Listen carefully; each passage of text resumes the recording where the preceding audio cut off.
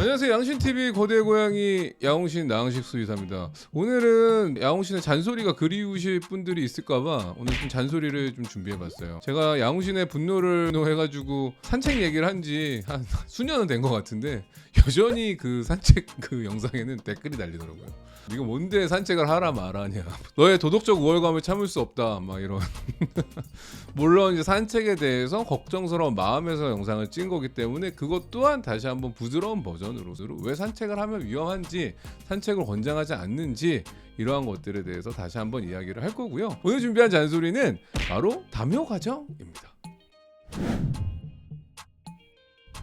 물론 제가 담요 과정을 그렇게 추천하지 않는 거는 저의 영상들을 보신 분들은 익히 알고 계실 거예요.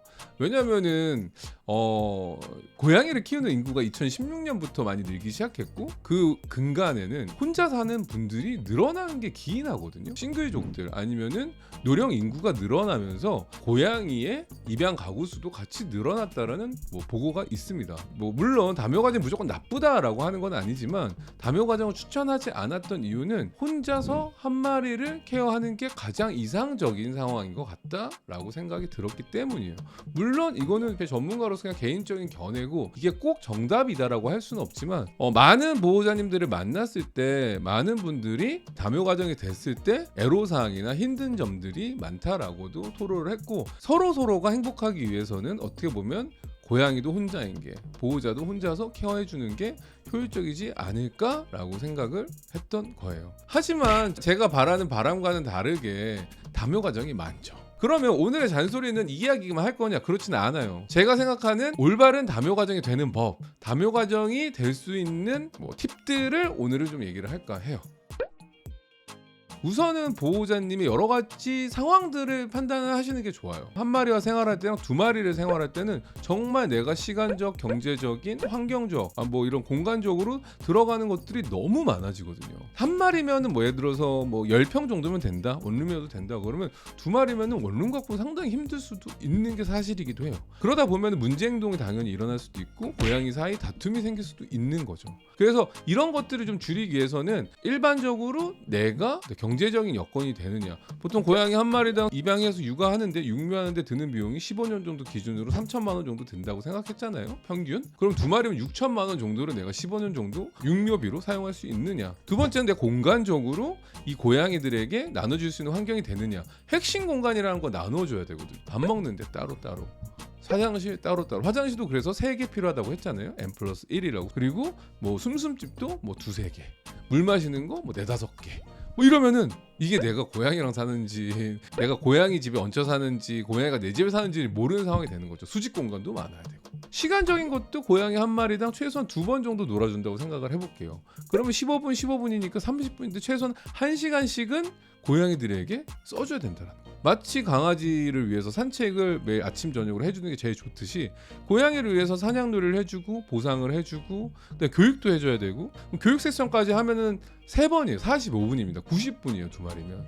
그럼 1시간 반을 꼬박꼬박 매일매일 내가 고양이를 위해서 쓸 수 있는지 시간적인 여유도 생각을 해봐야 된다.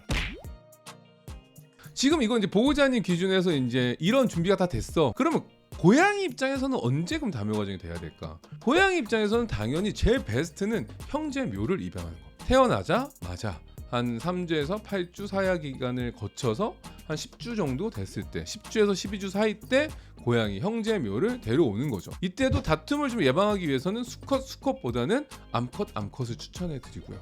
그 다음에 차선책은 수컷. 그 다음에 좀 싸울 가능성이 높다라는 애들은 수컷인 경우가 좀 많아요. 물론 성별에 따라서 입양을 하는 거는 좀 그럴 수 있지만 좀 싸우는 거를 미연에 좀 막고 좀 사이좋게 지내기를 바란다면은 일반적으로 추천되는 성별의 형제는 보통 암컷을 추천해 드려요. 두 번째는 고양이를 입양할 때 만약에 형제묘가 안 되고 한 마리가 있고 또 한 마리 다른 아이를 입양한다면은 좀 성향이 비슷한 애를 입양하시는 걸 추천해 드립니다. 제가 성향과 관련돼서는 여러 가지 체형에 따라서 얼굴 형태에 따라서 나눈 적이 있어요. 보통 에너지가 많은 애를 입양할 때 아비시니안이라던가 코리안 쇼트헤어도 약간 얼굴이 역삼각형이죠. 이런 고양이를 입양할 때는 비슷한 에너지가 많은 고양이, 비슷한 얼굴 형태의 고양이를 입양하는 걸 추천드립니다. 왜냐면은 동글동글하게 생긴 페르시안이라던가 얼굴이 평평한 친구들은 성향이 보통 좀 내성적이거나 조용한 경우가 많아요. 운동량이 적은 경우가 많은 거죠. 대신에 이런 뭐 아비시니아, 러시안 블루 약간 세모난 형태, 근육질이고 이런 친구들은 에너지가 벤가 이런 에너지가 많거든요.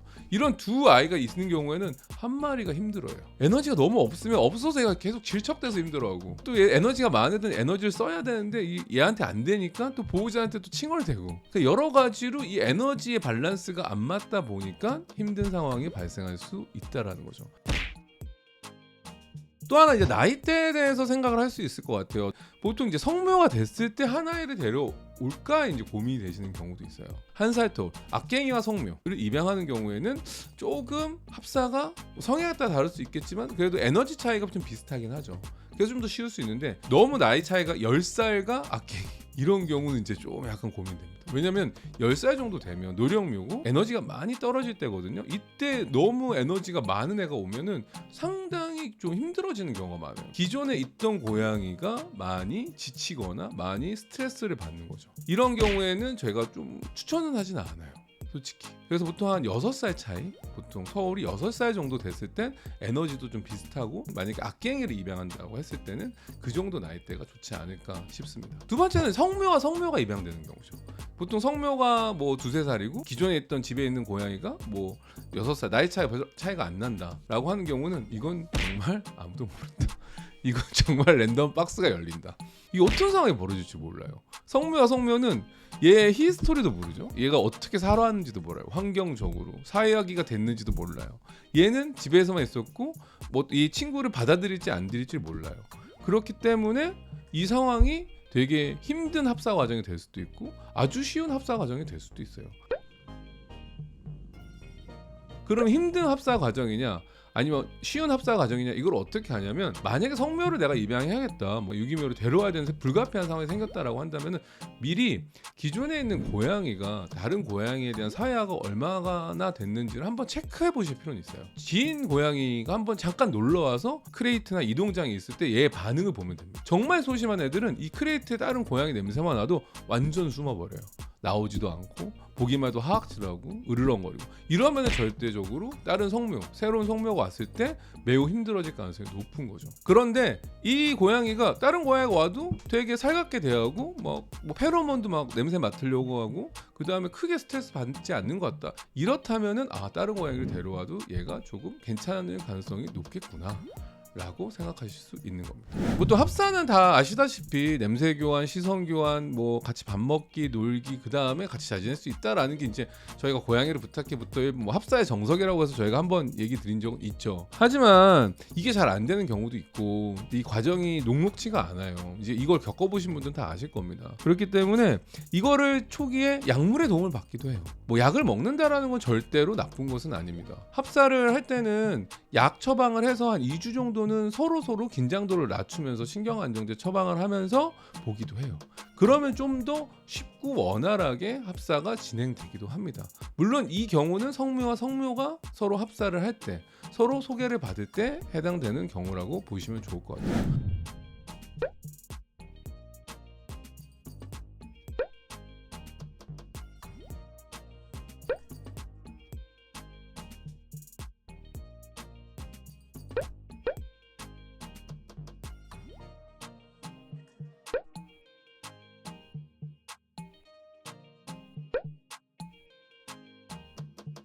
오늘 많은 분들이 한 마리와 생활하는 게 너무 이상적인 거를 잘 알고 계시지만 항상 여러 마리와 생활을 하고 그런 걸 통해서 더 행복감을 느끼고 계시는 것 같아요. 그래서 그런 의미에서 조금이라도 도움이 되기 위해서 오늘 이 영상을 준비했고요. 오늘 내용이 도움이 되셨다면 구독과 좋아요, 알람, 댓글까지 부탁드리면서 안녕.